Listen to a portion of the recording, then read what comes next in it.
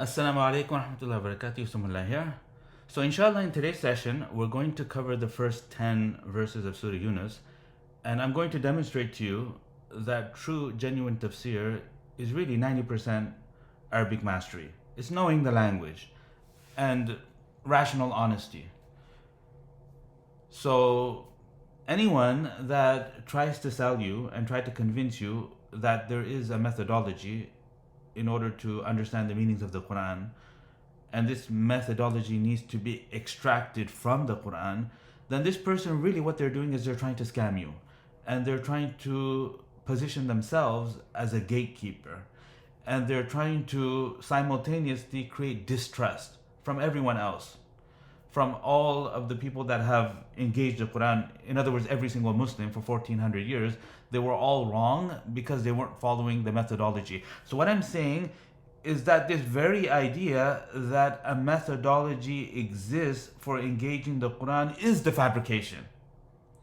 This is the fabrication. In other words, there is no methodology beyond knowing the language and a bit of rational honesty. That's it. So we're going to demonstrate this inshallah in today's session, and there's an incredible amount of material in today's class. So what I've done is I've created a document, or I will create a document after completing the session, and it will summarize for you, and it will be a watch equivalent. So the class will be quite lengthy, but everything that's in the class will be in the document. You can get the document by following the link in the description below. So without any further ado, let's begin by linking this Surah Yunus with the earlier surah, which is Surah Tawbah. So I'll give you the rabt, I'll give you the flow, the relationship, and then we'll begin translating. And as we're translating, there's certain phrases that I want to spend a little more time on, like this word here, Qadam Sidqin, that give good news and glad tidings to those that believe that they will receive a Qadam Sidqin inda Rabbihim, an excellent reward, or an established rank and a position in the presence of their Lord. So Qadam means foot and Sidq means truth. So how do we move from Qadam Sidqin to an established, exalted rank and position and station in the presence of their Lord? So how does that happen? So inshallah I'll give you the linguistic analysis for this, and then we'll talk about creating the heaven and the earth in the duration of 6 days, mounting the throne. What does that mean? Yudabbirul amra, he regulates every affair. And then there's the next verse which speaks about resurrection, and that after we die we'll be resurrected, we'll be brought to judgment, and this is a promise. And Allah subhanahu wa ta'ala is fully capable and powerful and able to recreate a second time because he's the one that did it the first time. So we'll speak about these things, and then the punishment and the reward, and then proofs and evidence of Allah subhanahu wa ta'ala. Huwa alladhi ja'ala shamsa, it is He, Allah, who made the sun radiant and who made the moon illuminated, and He set for it stages. So we'll go through the translation inshallah, and I'll unpack for you the arguments being presented here. Because Allah subhanahu wa ta'ala, He commanded His Prophet to guide the people to use their minds. He commanded the Prophet sallallahu alaihi wasallam to guide the people to their own inference that Islam is true. So in other words, the message and the mission of the Prophet sallallahu alaihi wasallam was not to go to the people and tell them that, look, God exists, believe in God, accept me as a messenger, otherwise you'll burn in hell for all eternity. That wasn't the message. The message was use your minds. Use your minds and arrive at your own independent realization that Islam is true, and then accept the conclusion. And if you don't do that, then the consequences for that will be eternal. So these arguments are spread throughout the entire Quran, so we're going to unpack them for you, inshallah, in today's session. And then, particularly, when speaking about the disobedient and the people that don't believe in the afterlife, it uses language, and it says, those who. Inna Allatheena la yarjuna, those who. And then it repeats another those who. So Inna Allatheena and then Wallatheena. So is it the same group being talked about, or is this two separate groups? I'm going to speak specifically about this from a language perspective. And then the use of the word da'wah, when talking about the people of paradise, it says that when they enter paradise, the first thing that will issue forth from their mouths would be subhanallah. When they see all of the ajaibat, and they see all of the wondrous things within paradise, unimaginable things, at that point they'll say subhanallah. And when they meet one another, their mutual greeting will be assalamu alaikum. And when they're sitting and contemplating and thinking about the hardships and the difficulties that they might have gone through in the dunya, and they compare and contrast that with the new life that they're now experiencing in paradise, then from the things that they say within that gathering, the last thing would be Alhamdulillahi Rabbil Alameen. So we'll conclude with this verse. Okay, so inshallah, there's an incredible amount of topics and themes that we're planning on covering in today's session.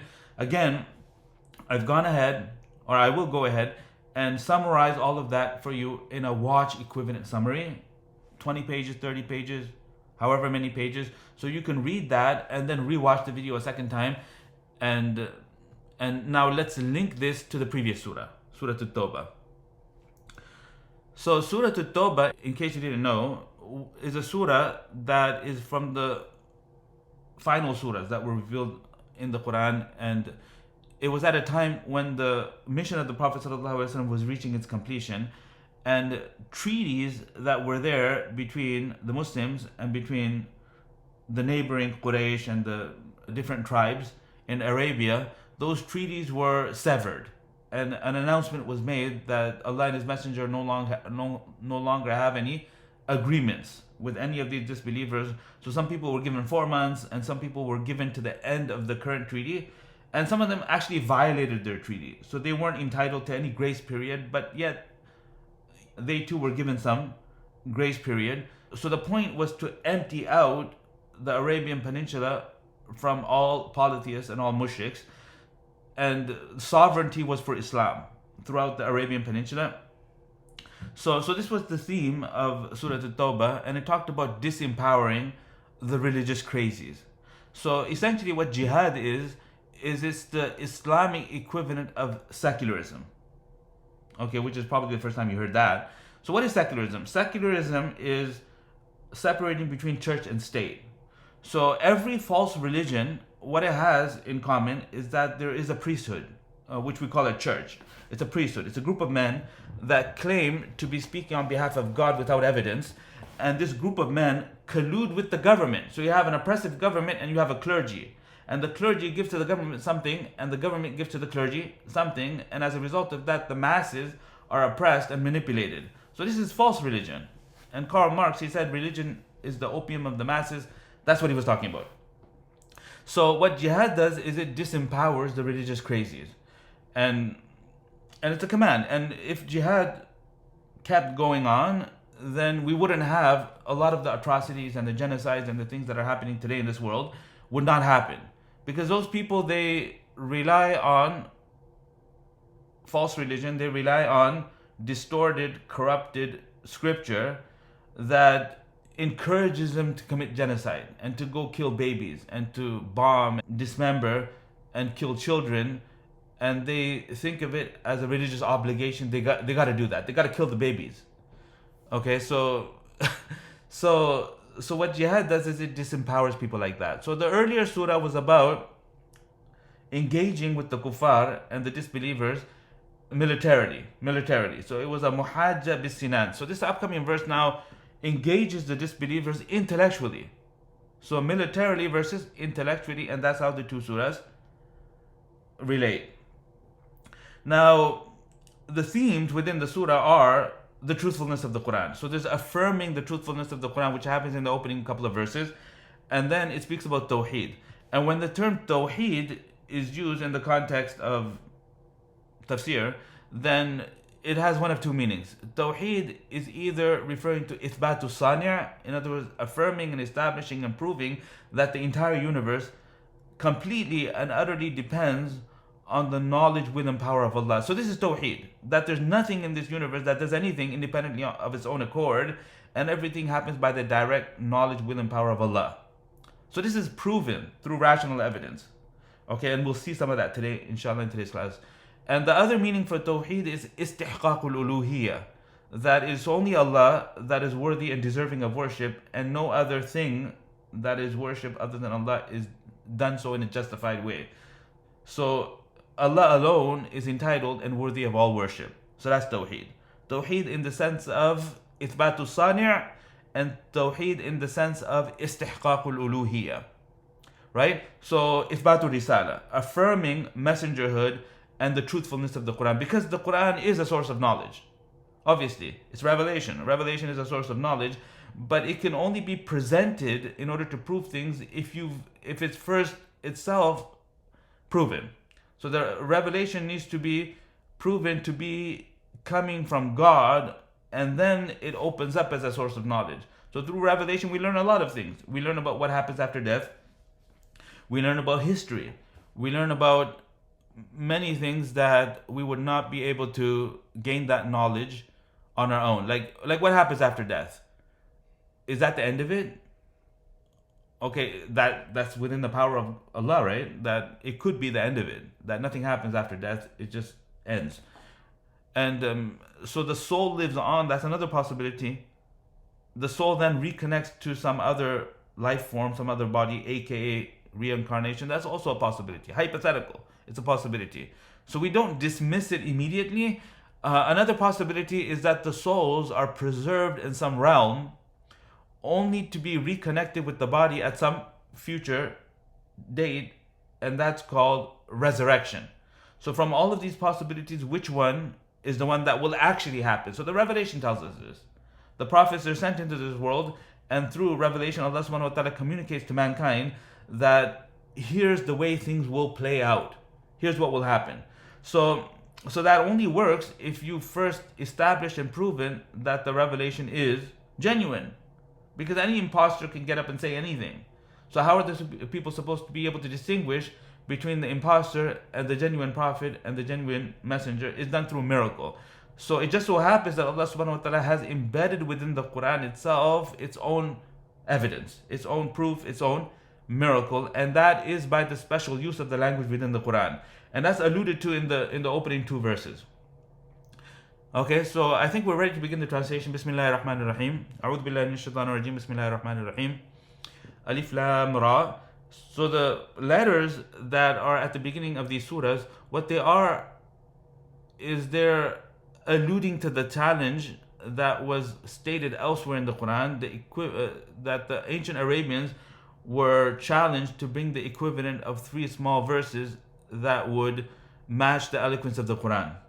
So this is explicitly mentioned later in Surah Yunus, and also in Surah Al-Baqarah, and in Surah Al-Isra, many places, several places, they've been challenged. So by listing the letters at the front, Allah subhanahu wa ta'ala is reminding them that this challenge has not been met. So you people, you have the same letters, you have the same consonants, you have the same vowels, and you have the same tools in order to be able to produce speech, and we're challenging you to produce the equivalent of 3 small verses that could match the eloquence of the Quran. So if you doubt that the Quran is from Allah, then go ahead and meet the challenge. So here's the argument. And this argument, you can present it to a person who's not Muslim. You can present it to a person who doesn't even know Arabic. And the argument is incontrovertible. And here it is. Premise 1, the ancient Arabians were incredibly eloquent. Premise 1, the ancient Arabians were incredibly eloquent. And we can verify this for ourselves because much of their poetry still survives. This is a mass transmitted historical fact. Okay, so that's the first premise. Second premise is that the ancient Arabians were challenged to produce the equivalent of 3 small verses in order to compete with the Quran. Again, this is a mass transmitted historical fact. In other words, there's no Western historian, no secular scholar or researcher that could disagree and say those two things are not true. The ancient Arabians being incredibly eloquent is a mass transmitted historical fact. In other words, it's not open for debate.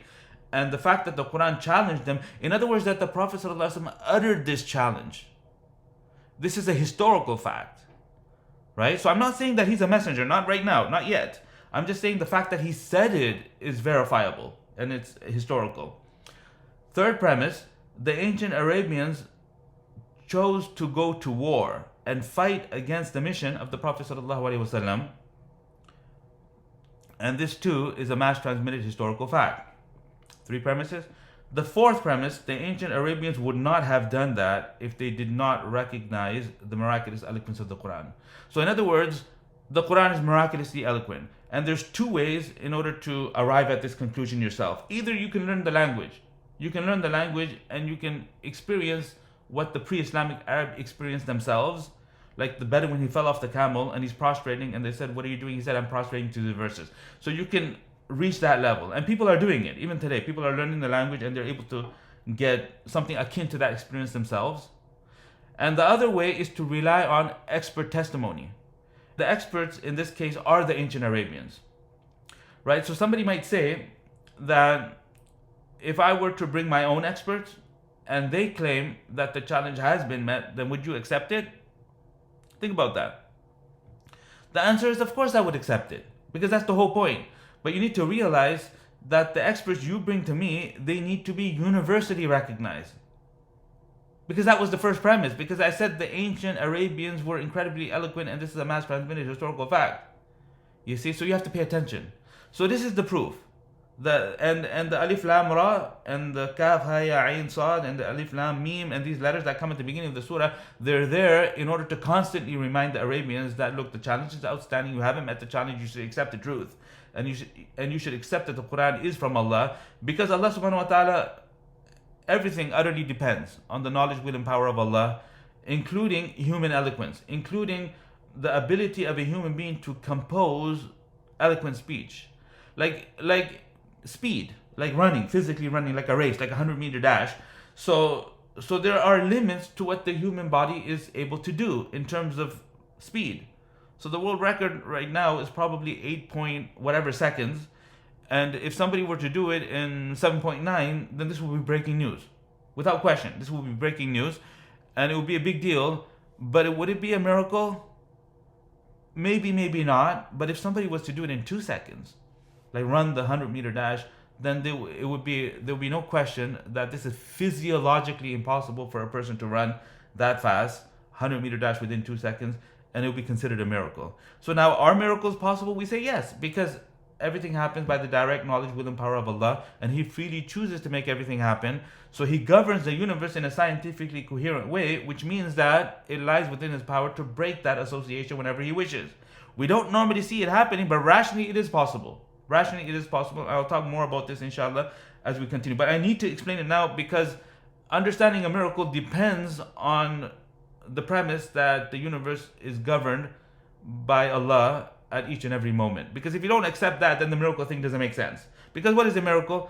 A miracle is God choosing to interrupt the way that He normally governs the universe on the hands of a person, or in the context of a person making a claim and saying that I'm speaking on behalf of God. So like if there's an assembly and there's the President of the United States and there's like 100 people there, one person stands up and he says that I'm speaking on behalf of the President, and he now legislates that your taxes are doubled. And the proof and the evidence of my speaking on behalf of the President is that he will now do something he normally doesn't do. So now all eyes turn to the President, and this person claimed that the President will now get up and he'll turn around 3 times and he'll sit in a way that he normally doesn't sit. So all eyes turn to the President, and he actually does that. So there will be no doubt in the minds of any of the other attendees that this person is speaking the truth. So this is what a miracle is. So the Arabic language, the mark of eloquent speech is that it moves its audience to a desired result. Like when the Prophet ﷺ recited the final verses of Surah An-Najm, he dropped into prostration. And all of the companions that were listening to the recitation, they also fell into prostration. All of the mushriks and the non-Muslims that were there also fell in prostration. Everyone fell in prostration because they couldn't help themselves. You see, except for one man, he took some sand and he put it on his forehead and he said, "This is enough for me." So the mark of eloquent speech is that it moves the audience to a desired result. And there's a cap at how eloquent human speech could be. In other words, whatever is produced by a human could be competed with by another human. So when the Quran moves its audience to a desired result, it does it in a way that nobody can compete with. So either you can appreciate that yourself by learning the language, or you can rely on the expert testimony. Okay, so this is the argument in a nutshell. تِلْكَ آيَاتُ الْكِتَابِ الْحَكِيمِ. These which are about to be recited to you are verses of a wisdom-filled book. So since it's true, and since its truthfulness has been established through the argument that I presented to you in 4 premises, that is a Quranic argument listed within the Quran several places. So now, O people, O Meccans, O ancient Arabians, O everyone listening to this, the Quran, you can no longer dismiss it and you have to accept it. But these Meccans, they come up with excuses and they have reasons for their reluctance. And they said that we can't accept him as a prophet and a messenger because messengerhood is incompatible with being human. He's a human, and it's only angels that could be messengers, and a human cannot be a messenger. So they have this thought that is baseless, and there's no evidence for it. So Allah subhanahu wa ta'ala speaks about that in the next ayah. أَكَانَ لِلنَّاسِ عَجَبًا. Is it a matter of astonishment for the people? Is it really something so strange? Is it really something so strange for the people? People here is referring to the Meccans, the ancient Arabians. That is it really a matter of astonishment for these people of Mecca? أَنْ أَوْحَيْنَا إِلَىٰ رَجُلٍ مِّنْهُمْ. That we sent revelation to a man from them. In other words, who is human just like them, with the following central message that أَنذِرِ النَّاسَ, that, O Prophet, warn all people in general that there are consequences for disobeying. There are consequences for opposing and going against the religion of Allah. وَبَشِّرِ الَّذِينَ آمَنُوا, and give good news to those that believe, أَنَّ لَهُمْ قَدَمَ صِدْقٍ, that they will receive a high and lofty position and rank in the presence of their Lord. So what's strange about this? It's completely normal. And why would you expect this to be? It lies within the power of Allah to send revelation to a man from among them. And he just did that. He just did that. So there's nothing strange and there's nothing abnormal about this. And yet, قَالَ الْكَافِرُونَ, these disbelievers, they're so surprised and they're so astonished that they say, إِنَّ هَذَا لَسَاحِرٌ مُبِينٌ. Verily, this one is a clear sorcerer. So when somebody says something outrageous, a lot of the times the response is just to dismiss it. So this is a dismissal. That this concern that you're bringing is unwarranted. Right? And that concludes the shubha, the doubt. So it surfaces their doubt, poses it as a rhetorical question, and says that it's baseless and it needs to be dismissed. There's nothing strange about this. Okay, so a couple of things happening here. First of all, I claimed that An-Nas here is referring to the Meccans. أَكَانَ لِلنَّاسِ عَجَبًا, because it was them, the Meccans, that presented this doubt. It's mentioned in the Quran several places that they said that this man's a human, just like you, and humans, they can't receive revelation, so that's why we're unwilling to accept him. And then later it says, An أَنذِرِ النَّاسِ. Is it really something astonishing for the people that we sent to a man from them revelation that warn all people in general? So the first nas there is Meccans, and this one here is all people in general. And this is the significance and the benefit of repeating the noun. Because generally in Arabic, when a noun is mentioned, then the subsequent reference to the noun is done via pronoun. So it could have been like this, أَكَانَ لِلنَّاسِ عَجَبًا, and then further down, أَنْ أَنذِرْهُمْ. But instead of saying أَنْ أَنذِرْهُمْ, it repeats the word again. So why was that done? So the reason is because it's referring to a different group. Because the earlier one was specific and this one is broad. Why? Because warning is something that's needed not just for disbelievers, but also Muslims need to be warned. Because there are sins and there are acts of disobedience that could combine with a person being a believer, and they need to be cautious and they need to be warned. So that's why the object of the warning has been omitted. Warn them. Warn them of what? It doesn't say warn them of the hellfire or warn them of a painful punishment. It just keeps it broad because Muslims are also included in the second nas. The first nas is clearly not Muslims because Muslims would not ever have this doubt and they wouldn't be surprised about revelation being sent to a human. It's fine and there's nothing problematic about that. So it's the Meccans that had that doubt, but the warning is not just for the Meccans, it's for all people in general. And give good news and glad tidings to those that believe.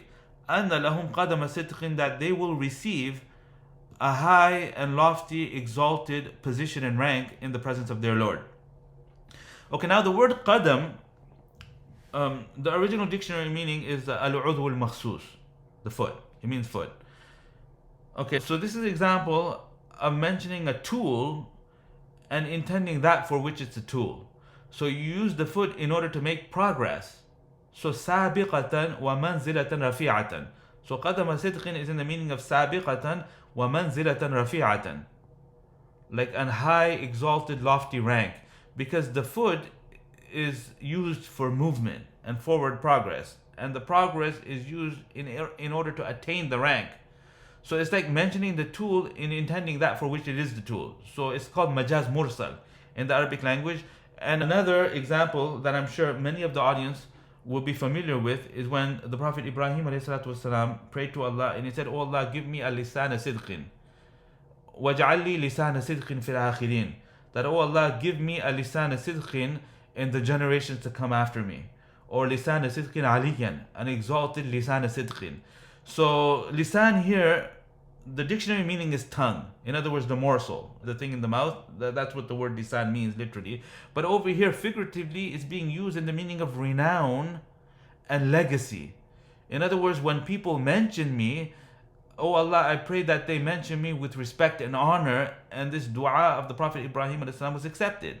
Because everyone, Jews, Christians, Muslims, everyone that mentions the Prophet Ibrahim they do it with reverence and they do it with respect. So lisan sidqin, lisan in the meaning of renown, lisan in the meaning of reputation. Give me a good, exalted reputation, an honorific or respected reputation in the generations that come after me. So it's majaz mursal. Can you see that? Now sidq means truth. Truth. So it should have been like lisanan sadiqan. Lisanan sadiqan or qadaman sadiqan. Qadaman sadiqan. And sidq, it means muhaqqaq. Muhaqqaq, established, true. And originally it happens in speech. So he says sadaqa fil aqwal. So he's truthful in what he says. So he speaks and what he says is in accordance to what is real, what's in the reality. So when the two align, then that's called truth. You see, but it can also happen in af'al. They say sadaqa fil qital, that he was truthful on the battlefield. In other words, he fulfilled the right and he fought with bravery and courage. Right? And then the verbal noun, or the gerund, we call it a masdar, is sometimes repurposed and used as an adjective. So over here, instead of saying qadaman sadiqan, it says sidq. Not only that, but the structure was reformatted. Instead of mawsuf sifa, where the two would share the grammatical positioning, qadaman sadiqan, it was formatted as a mudaf ilayh to give the impression that this position and this rank is actually so associated to the truth, it's as if the truth owns it. So we get all of that. You see? So Ibrahim a.s. is saying, oh Allah, give me a reputation that's so associated to truth as if the truth is owning it. You see? Okay, this verse is now done. So in this verse, Allah subhanahu wa ta'ala established the truthfulness of the Quran and addressed a doubt that the people had with respect to messengerhood and dismissed it. Dismissed the doubt. You see? So if they provide proof, then we give a rebuttal. But if they just say something without evidence, then the proper approach is to dismiss it.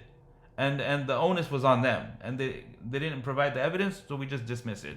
Moving forward and now establishing Tawheed, in other words, providing evidence for the knowledge, will, and power of Allah and the fact that the entire universe completely and utterly depends on Allah. Inna Rabbakum Allahu alladhi, verily your Lord is Allah. Alladhi khalaqa samawati wal ard, who created the heavens and the earth. Fi sittati ayamin, in the duration of 6 days. Thumma stawa ala al-arsh, and then he mounted the throne. Which means that he didn't just create the universe in the initial stages and then became disassociated and sort of wound it up as a clock so that the universe is now running itself and all of the patterns that the scientists are observing within the universe are now necessary. In other words, laws of nature. That's untrue. And that's not the Islamic worldview. The Islamic worldview is that Allah subhanahu wa ta'ala governs the universe at every moment. So when fire burns, it's not the fire that does the burning. It's Allah subhanahu wa ta'ala freely chooses to create the fire. And then He freely chooses to create the flammable substance that the fire comes into contact with. And He creates the connection between the two, and He creates the subsequent burning. So all of those things are Allah subhanahu wa ta'ala governing the universe. يُدَبِّرُ الْأَمْرَ, He regulates every affair.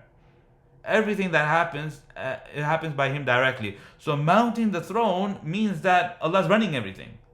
He's running everything, and He didn't just wind it up as a clock so that it's running itself. It's not running itself.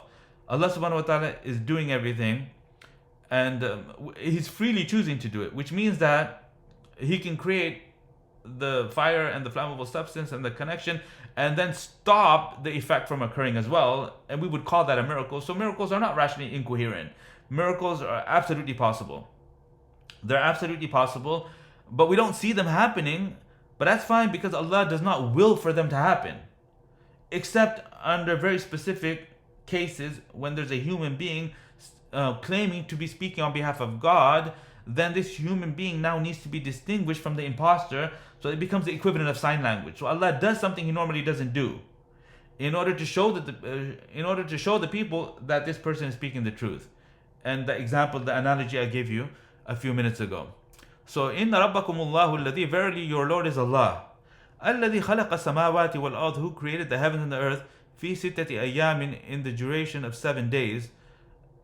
7 periods of time. ثُمَّ اسْتَوَى عَلَى الْعَرْشِ, and then He mounted the throne. يُدَبِّرُ الْأَمْرَ, He regulates every affair. So He is Azim, He is Qadir, and He's incredibly powerful, and He's great, and He's majestic, and He's wise. يُدَبِّرُ الْأَمْرَ, He regulates every affair, so He's unimaginably Hakim and wise. مَا مِن شَفِيعٍ, there is no intercessor that could intercede in His presence إِلَّا مِن بَعْدِ إِذْنِهِ, except after His permission. So He is Azim and unimaginably great. ذَلِكُمُ اللَّهُ, this Allah is your Lord. ذَلِكُمُ اللَّهُ رَبُّكُم, this Allah is your Lord. فَاعْبُدُوهُ, so worship Him alone. أَفَلَا تَذَكَّرُونَ, do you not understand the evidence and the proof? Do you not reflect and contemplate? So that verse was establishing Tawheed, and now we move on to the next pillar of the central message of the Quran, which is resurrection and punishment and reward. إِلَيْهِ مَرْجِعُكُمْ جَمِيعًا, to Him alone all of you will be made to return. In other words, after you die, you will be resurrected and you will be gathered together. وَعَدَ اللَّهِ حَقًّا, Allah has made a true promise to this effect. وَعَدَ اللَّهِ حَقًّا, in other words, وَعَدَ اللَّهُ وَعْدًا, and wa'ada is the maf'ul mutlaq, and it's assuming the verb. Allah has made a true promise to this effect. إِنَّهُ يَبْدَأُ الْخَلْقَ, because Allah initiates creation, creates the first time. ثُمَّ يُعِيدُ, and then He will recreate again. لِيَجْزِيَ الَّذِينَ آمَنُوا, in order to reward those that believe. وَعَمِلُوا الصَّالِحَاتِ, and perform righteous deeds with justice and fairness.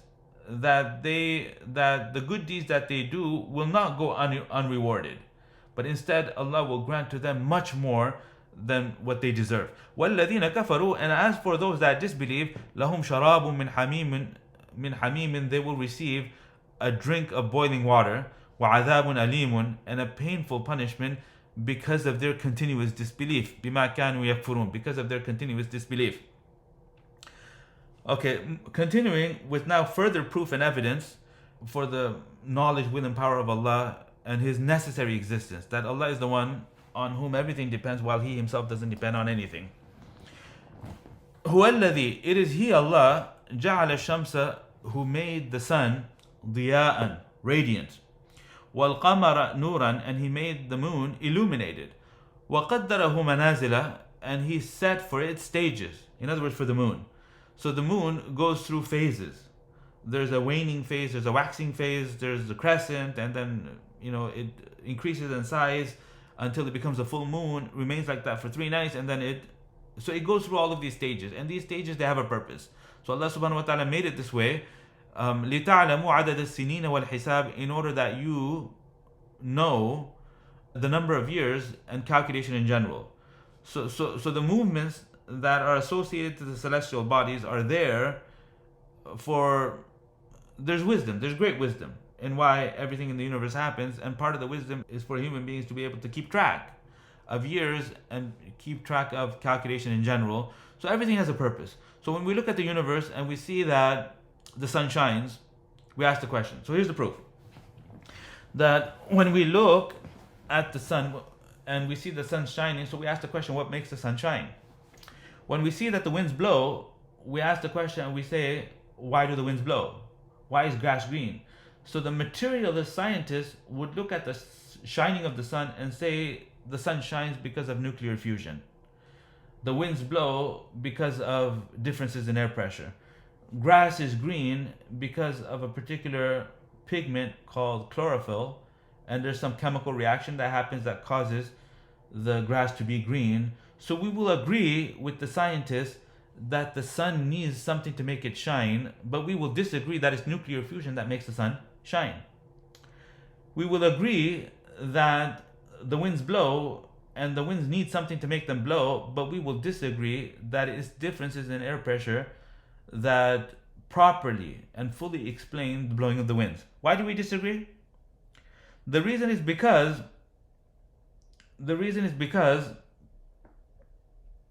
if you say it's nuclear fusion that made the sun shine, then the nuclear fusion is made up of elements. There's elements there, and every one of them would need its own explanation. And then those explanations would then need further explanations. And if you keep going like this, then nothing would be explained. The Arab people, they have a statement, فَاقِدُ الشَّيْء لَا يُعْطِيهِ. Somebody that doesn't have something can't give it to someone else. Somebody that doesn't have something can't give it to someone else. So all of the things in the universe share a particular need, and that need is that they need something to make them the way that they are. And Allah subhanahu wa ta'ala draws attention to this throughout the Quran. And you will be hard pressed to go through about 20 or 30 verses and not find this theme. It's so widespread. It's one of the most central messages of the Quran. Allah says that yuliju layla fi nahar, He merges the night into the day, as a result of which the day becomes longer, and this happens in summer.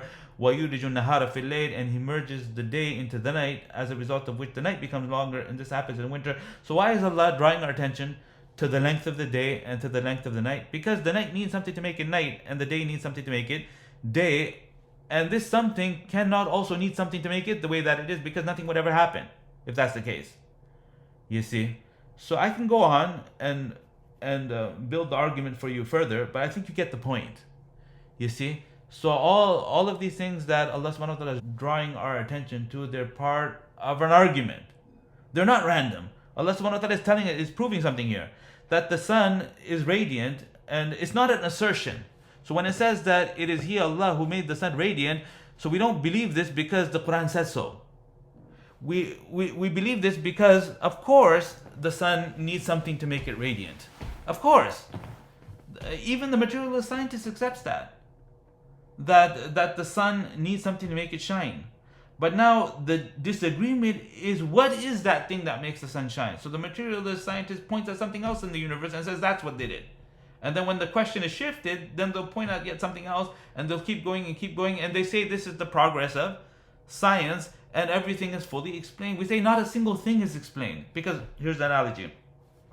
If you have 10 soldiers, and they all have guns, and they're all capable of shooting, except there's one requirement. No soldier can shoot until the one before him shoots. So under this scenario, the question is, will a shot be fired? Think about it. Think about it. We have 10 soldiers, they all have guns, and they're all capable of firing, except no soldier can shoot until the one before him shoots, and the line stops at 10. Under this scenario, will a shot be fired? Think about it. The answer is clearly no.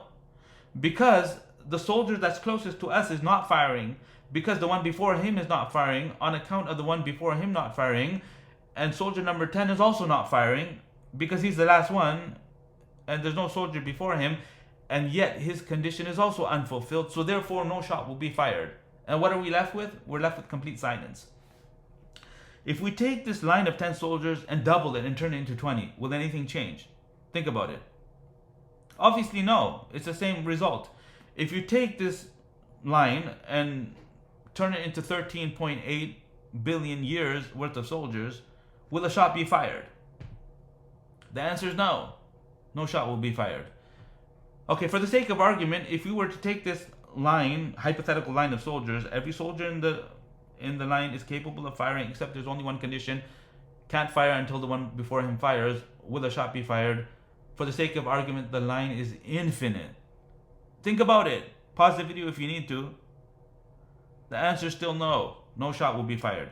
Okay, now nobody believes that. Nobody believes that the universe is eternal. Everybody says that the universe has an age, 13.8 billion years. So let's go ahead and let's take that first soldier in our hypothetical line and let's give him a name.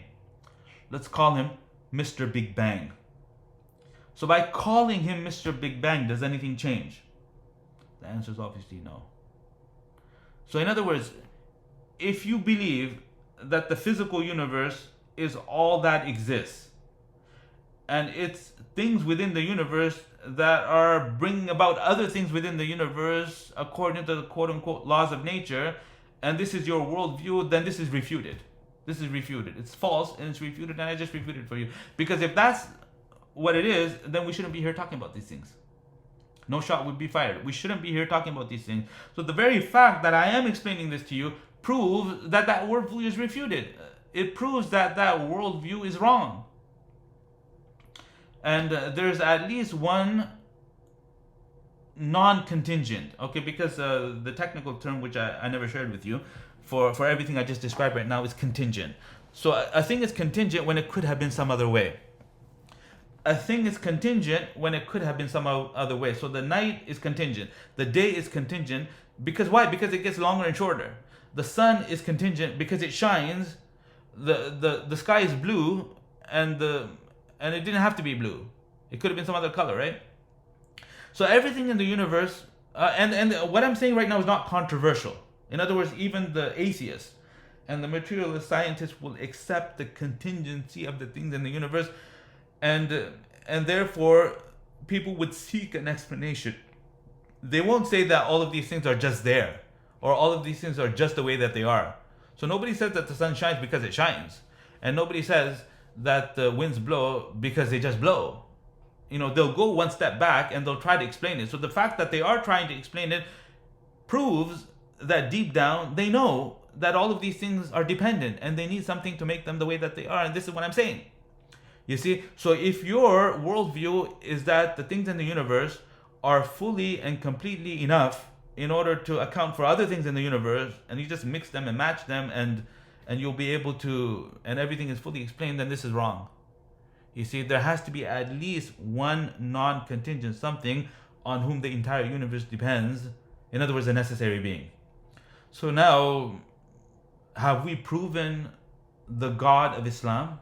The answer is no, because we have to move. We have to tag on another argument, and we have to now draw attention to the design and draw attention to the purposes within the universe. And Allah subhanahu wa ta'ala does that here. وَقَدَّرَهُ مَنَازِلَ, and He set for His stages. So can you see how this is coming from the Quran? Post in the comments, let me know. That I'm not making these things up, right? The Quran is actually guiding us to use our minds in this way. Right? So look at the dependency of the things in the universe and know that this dependency cannot be satisfied except by something that is not dependent in the same way. Is not dependent in the same way. Right? And this is the message of Qul Huwallahu Ahad. Allahu Samad, that Allah is the one on whom everything depends while He Himself doesn't depend on anything. It's the surah that all of us learned when we're like 2 years old. You see, so this is like really basic. You see, but somebody needs to unpack it. Somebody needs to explain it through an analogy like the soldier's analogy, and I guarantee you, you can resurrect Einstein, you can clone him 100 times, and he will not be able to respond to the soldier's analogy. You see, it's devastating. Okay, because just ask them, like, will a shot be fired? Create all of those scenarios, the 10, the 20, the 13.8 billion, make it infinite. Make it infinite. You know, name that first soldier, give him a name, call him Mr. Big Bang. Does that change anything? No, it doesn't. No, it doesn't. So what they'll do at this stage right now is they'll tap out. And they'll say that, okay, we agree with you that everything in the universe does need something to make it the way that it is. And we agree with you, except at time equals 0. Because in order for causality to happen, in order for something to cause something else, you gotta have time. You gotta have time, and there was no before the Big Bang, so therefore we don't know. And they'll tap out and they'll say that we don't know. So maybe 10 years from now, some scientists will discover it and they'll write a paper on it and they'll explain it. So just because we can't explain it today doesn't mean your God exists. So this is what they'll say. Okay? So the response is that we do know. And don't hold your breath. Don't hold your breath. Because 10 years from now, if a scientist explains what quote unquote caused the Big Bang, then that scientist is merely giving a contingent explanation. So he's not really answering the question, is he? He's just adding one more soldier. Mr. Big Bang has another soldier before him, but we're still left with the same impossibility. So the only way to resolve this is to believe that the entire universe depends on something that is completely free and transcendent of all of the things that make the universe dependent. So is it a force? So we say, no, it's not a force. It's not a force. It's an agent. And he's alive. And he possesses power, knowledge. He possesses tremendous knowledge, will, and power. And he's not like a machine. So we'd explain this further by drawing attention to the design. So we don't need the design. You know, in order to prove that the universe depends on a necessary being, there's no need for design. Like, I didn't appeal to design. Can you see that? I never appealed to design, right? But in order to prove that the necessary being on whom the universe depends possesses knowledge, will, and power, what I'm going to do is I'm going to analyze the universe and I'm going to see purpose. And I'm going to look at the human ear and I'm going to see that there's an inner ear, there's an outer ear, and if you study the biology, it's fascinating. Like, I mean, it's unimaginably intricate, and there's a great deal of purpose there. And when you look at the human eye, you'll notice that there's a lens. So why is there a lens? So that the light can shine in and focus on the retina in order to make it possible to see. You see? So we see all of these purposes, and what they suggest is that the necessary being on whom the universe depends possesses knowledge, will, and power. You see? So there's an attribute there that explains the design. Okay? Is that fine? Right? So يفسر الآيات ما خلق الله ذلك إلا بالحق. Allah did not create these things without purpose. Allah did not create these things except for a true purpose. And when you analyze those purposes, you know more about Allah. That يفسر الآيات, He clarifies the signs, which means the proofs.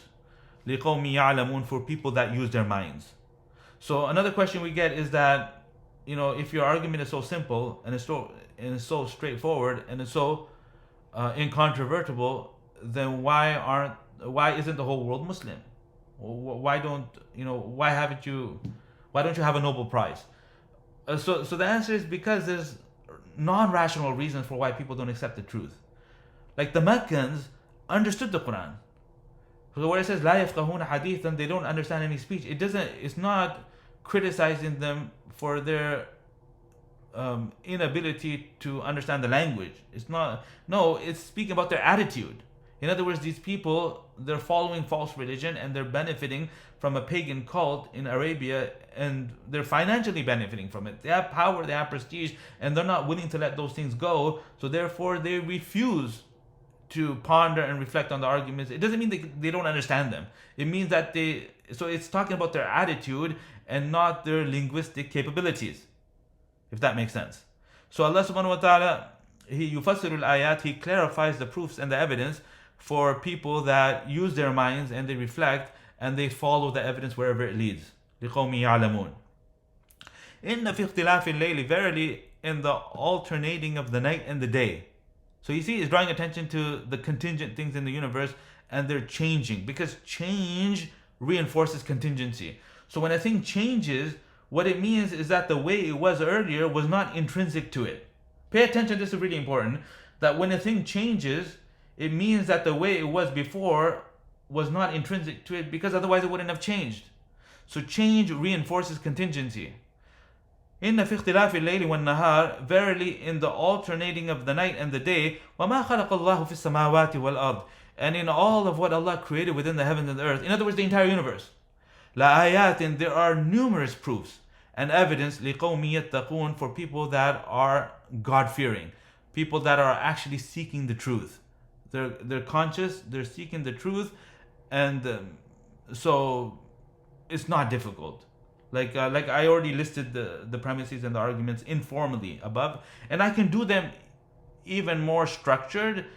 And when they're done properly, the scholars, they do this, right? So when they're done properly, then they preempt every possible objection.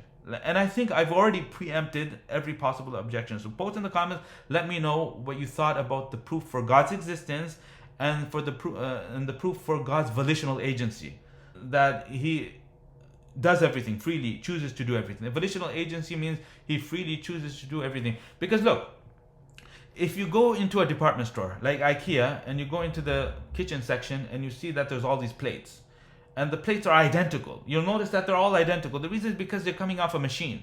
They're coming off an assembly line, and there's no volitional agency involved there. But if you go into an artist studio and you look at the paintings that are decorating the walls, you'll notice that they're not the same. And there's a great amount of variety there. So variety points towards agency.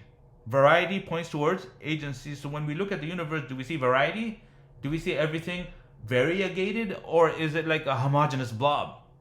Clearly, everything is variegated. Not only that, but there's purpose, and there's things that are happening so that other things can happen. So when this is the case, then it tells us something about the necessary being that we already know exists because of the earlier argument. So you see, you can't skip over the dependency and the contingency, because that is the Quranic proof. That is the Quranic proof. Now the Christians, they have their own way of trying to explain that God exists, and it's flawed, because what they do is they use the quote-unquote intelligent design argument, which is not a Quranic argument. Because what they do is they look for gaps. And this is why you'll see them undermining the theory of evolution, and you'll see them talking about irreducible complexity. I think that's the word they use. Irreducible complexity. And they'll talk about mathematical equations. And this is not the Islamic way of proving that Allah exists. You see, it's not the Islamic way. Why? Because what they're doing is they're saying that here's something that cannot be explained through the laws of nature, so therefore God exists. So they're creating a competition between the laws of nature and between God.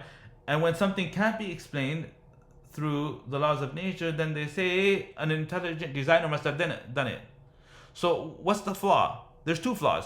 First of all, it assigns power to the laws of nature, which is not the Islamic worldview, because we say that there is no laws of nature. There's Allah subhanahu wa ta'ala governing everything in a scientifically coherent way. So He gives the impression that there's laws, but what they are really is their patterns. So it's a little like the dogs in the Pavlov experiment in the 1800s. Ivan Pavlov, he conducted an experiment, well known, that he took some dogs and he fed them meat and he rang a bell, and every time he fed them meat he rang the bell, so they would salivate. And then after some period of time he rang the bell and there was no meat, and yet they're still salivating. They're drooling. Silly dogs. The reason is because they misunderstood and they couldn't see that there's a scientist conducting an experiment. You see that? So it's called classical conditioning.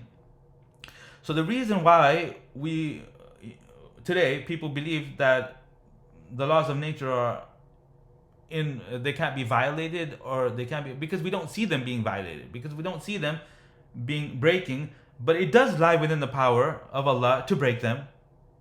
So we wouldn't dismiss it. Now there's a lot of hoax and people make up stuff, so we need to be skeptical. But if it's proven through evidence that a miracle happened, we accept it. And this is the Islamic worldview. Isn't that right? Okay, so I'm mentioning a lot of topics. In today's session, there's there's a lot of things coming here. But hopefully you can see that these things are coming from the verses. You see, this is not my personal opinion. Be honest with yourself. Be honest with yourself. Post in the comments. Let me know that, are you seeing, okay, now one thing I haven't done is I haven't given you the English translation. So you can have that on the side. Like if you don't know Arabic, you can have that on the side. You can compare the two, and just to make sure that I'm not blowing air up your skirt, so to speak. It's all verifiable. So the translation is never dangerous because translation needs to be verified. No, translation needs to be justified. So the person giving the tafsir, they're going to do it in another language. For people that don't know Arabic, they're going to do it in another language, and 4 or 5 different people can translate in different ways, resulting in different meanings. But then we have a criterion, which is the Arabic language, and the Arabic language is preserved, so we can easily tell who's speaking correctly and who's making mistakes by just referring it to the original Arabic. Now, if you remove the original Arabic as the criterion and you turn it into Play-Doh, then this will result in a new religion. And this is what we're seeing with some people out there on YouTube that butcher the Arabic language, and they carpet bomb the Quran with their personal opinions and their fabricated interpretations. So that is not what we're doing here. Okay, so let's continue with the translation. Okay, now the upcoming verses now return to the topic of Ma'ad. Ma'ad means life after death, resurrection, and it explains the 2 groups, the disbelievers and the believers, and it talks about how the 2 groups will be treated. So this is mujazat, ba'ath and mujazat. Ba'ath means resurrection, and mujazat means recompense. Inna alladhina la yarjuna liqa'ana. Verily those that are not agitated by the thought of meeting us. La yarjuna liqa'ana. So this la yarjuna is raja yarju. Raja means hope, but raja also means khawf, and both meanings exist in the Arabic language. And it's not because some lexicographer said that they exist. It's they exist and the lexicographer documented it, because language cannot be fabricated. You can't make up vocabulary. So what we do here is we create a meaning that's a hybrid, that has an element of khawf and also an element of hope. So it's fear and hope, and I came up with the word is agitated. Those that are not agitated by the thought of meeting us, وَرَضُوا بِالْحَيَاةِ الدُّنْيَا وَاطْمَأَنُّوا بِهَا, and are happy and content with the worldly life, and who are completely and utterly heedless from all of our signs. In other words, they don't think about them at all. أُولَٰئِكَ, such people, مَأْوَاهُمُ النَّارِ, their resting place, their destination will be the hellfire, بِمَا كَانُوا يَكْسِبُونَ, because of all of the crimes that they used to commit, because of all of the things that they used to do. بِمَا كَانُوا يَكْسِبُونَ. Okay, so over here we have a sentence that starts on inna alladhina, and the sentence doesn't end until yaksibun. All of that together is a lengthy sentence, and there's no grammatical parsing alternate possibility here. I'll say that again. There's no 2 ways to understand these 2 verses. This is a single sentence, because if you go from alladhina until biha, that's in the power of a mufrad. Pay attention, this is really important. If you go from alladhina until biha, then all of that together is a phrase. It's not a full sentence. It's a phrase. It's a group of words that are functioning as a single unit. And then adding alladhina hum an ayatina ghafilun, in and of itself, this is also a phrase. It's a group of words that are functioning as a single unit. Ulaika ma'wahumun nar is a sentence. But then the earlier sentence never finished. So ulaika ma'wahumun nar would be a sentence within a sentence. In other words, the predicate for the inna. So let me do i'rab for you. This next segment will stretch for about 10 minutes. So if you're a student of the language, then feel free to continue listening. And if not, you can maybe even skip this part. But I would suggest just listen to it. Okay, so if we look at from inna until yaksibun, inna alladhina la yarjuna liqa'ana waradu bil hayati dunya. There's numerous verbs. La yarjuna is a verb. Radu is a verb. Itma'annu is a verb. Okay, over here we don't have a verb, but we have a verb like entity, ghafilun, ismul fa'il, right? And then we have ulaika ma'wahumun nar. So inna, the requirement of inna in the Arabic language is that it should have an ism and a khabar. It should have 2 parts. The ism could be 1 word or more words, and the khabar could be 1 word or more words. So from alladhina until ghafilun. And the way we determine where the subject ends and where the predicate begins is we exhaust the phrase level relationships. Wherever all of the phrase level relationships exhaust, that's where the predicate begins. So when we start from alladhina la yarjuna, it's all connecting. It's all connecting, and nothing's exhausting, because everything's important. Once we hit ghafilun, then this structure is now tied up. And from ulaika, the predicate would begin. And then ulaika in and of itself is a subject, and ma'wahumun nar would be a sentence in and of itself. Ma'wahum would be the subject, and now would be the khabar. Those last two would be the khabar for ulaika, and then all of that together would be the khabar for inna allatheena. And I apologize if this is getting overly complex, but here's the translation. Verily those that are not agitated by the thought of meeting us, and are happy and content with the worldly life, and are completely and perpetually heedless of our signs. And the completely and the perpetually is coming from the use of the nominal sentence. The use of the nominal sentence. So instead of having one relative pronoun, allatheena, at the front, followed by four sentences, the lack of agitation, the contentment, the satisfaction, and the heedlessness, strung together as a single relative clause, what it does is it repeats the allatheena. Not to suggest that we have two different groups. That's not what it's saying. And that reading is actually impossible grammatically. So now I have to give you a justification. Can you see that? So again, this is how tafsir happens. So when something is out of the ordinary, then we don't frame it as a crisis or as a problem that no one in 1400 years has addressed. So which then gives you an excuse and a justification to carpet bomb or to rewrite the entire structure and come up with a whack interpretation. We don't do that. We explain it. And the scholars explain in two sentences. They say that hum an ayatina ghafilun is a jumla ismiya. It's a nominal sentence. La yarjuna radu and itma'annu are verbal sentences. And atf of a ismiya on a fi'liya is problematic. It's not allowed. That you don't take a nominal sentence and make it ma'tuf on a verbal sentence. You don't do that. So in order to avoid the problematic atf of the nominal on the verbal, the relative pronoun was repeated and there's nothing more. That's it. It's resolved. That's why it was done. Okay, now why not just use verbals and say لا يرجون لقاءنا? Okay, وَاتْمَأَنُّوا بِهَا وَيَغْفُلُونَ عَنْ آيَاتِنَا وَيَغْفُلُونَ عَنْ آيَاتِنَا أُولَٰئِكَ مَأْوَاهُمُ النَّارِ. In other words, use a verb that would match, or غَفَلُوا عَنْ آيَاتِنَا, like a past tense verb or a mudari verb. The reason is because the nominal sentence suggests permanence. It suggests permanence and perpetuality. That this heedlessness is 24/7. They are 24/7 heedless from our verses. Now, using a verb doesn't communicate that. Using a verb just suggests occurrence, which doesn't mean it's always the case. You see? So in order to keep that permanence and the perpetuality of the ghafla 24/7 and string it up as a further attribute that these people have, the mawsul was repeated. And another benefit is that to suggest that what's on the right side of the waw and what's on the left side of the waw are enough in condemnation and enough for punishment worthiness, the wa'id, the threat that's coming in the second half of the sentence. أُولَٰئِكَ مَأْوَاهُمُ النَّارِ.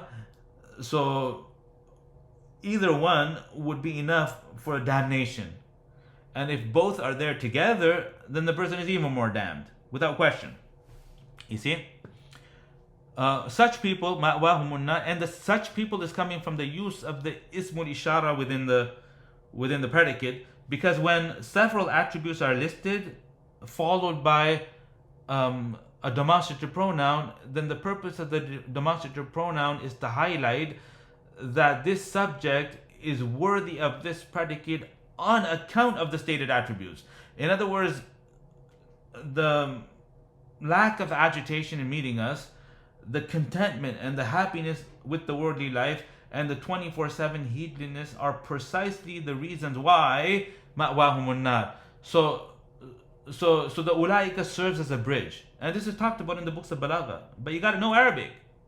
Like Taftazani mentions in the Mukhtasar al-Ma'ani that one of the reasons why the ismul ishara is brought within a sentence is in order to suggest that the predicate, the judgment of the predicate, is on account of the attributes listed before the demonstrative pronoun. And I captured that in the English translation when I say such people.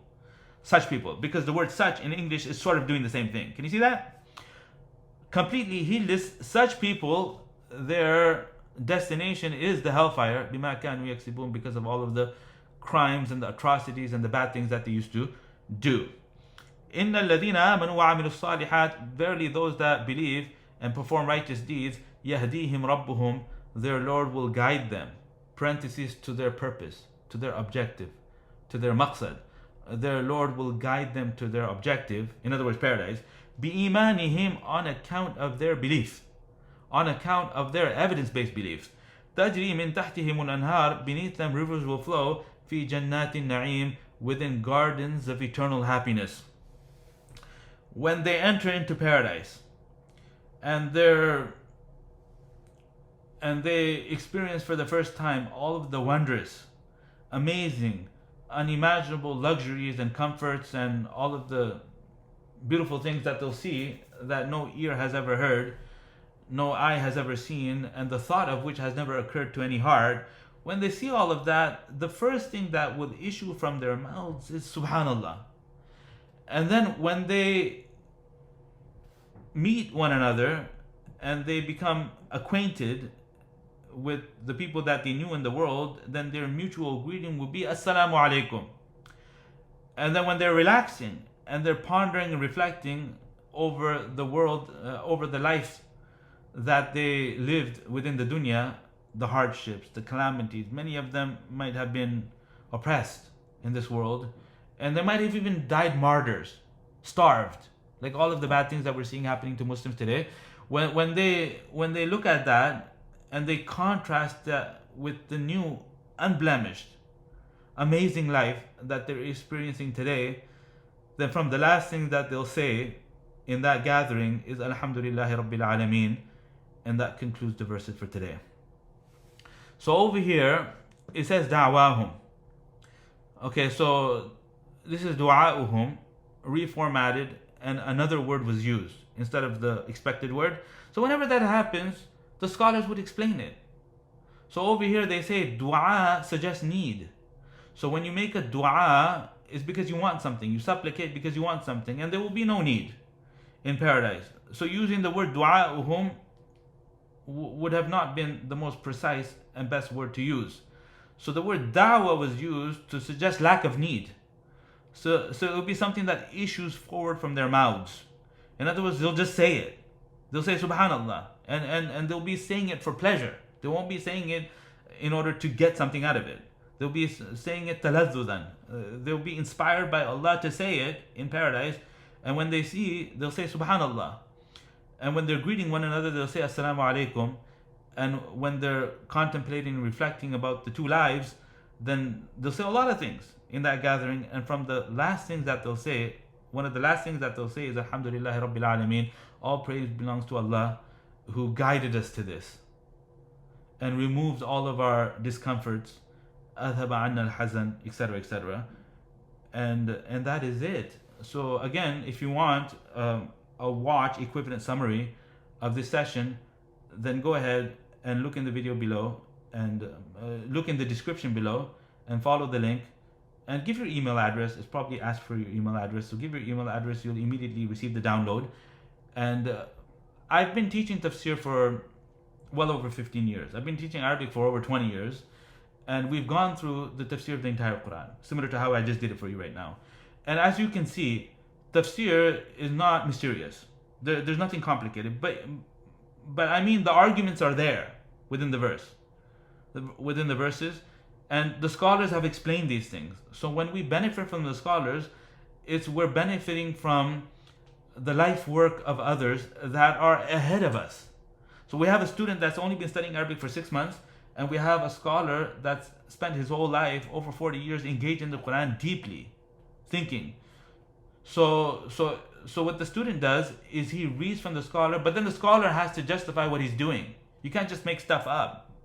You see, so there's no methodology for engaging the Quran apart from the proper application of the Arabic language. That's it. And I showed you several examples of that today in today's session.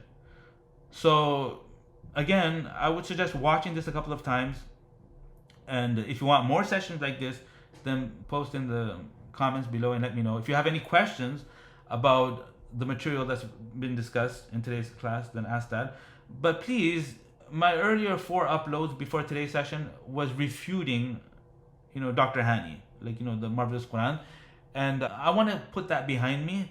So if you say baseless things here, and if you say things like, you're relying on the Bible, or you're relying on people that are dead in graves, and you're not engaging the Quran the way that the Quran teaches you to engage. If you do all of these things, I'll just go ahead and ban you. At this stage right now, I've lost the energy to engage with morons. So if that's you, then save yourself the embarrassment. Just don't comment. Don't comment. If you want to ask a genuine question about something that I explained and I said in this video, then ask. But it has to be related. Okay, it has to be related. But I didn't teach the entire religion in this one session. So you can't create connections and make an excuse to ask anything. You can't do that. It has to be reasonable. Okay, so I enjoyed the session. So hopefully you enjoyed it too. If you want to begin a study of the Arabic language properly, then you can watch this video here, which is the 3-hour presentation that I suggest everybody watches first. And with that said, I look forward to speaking with you soon. Assalamu alaikum wa rahmatullahi wa barakatuh.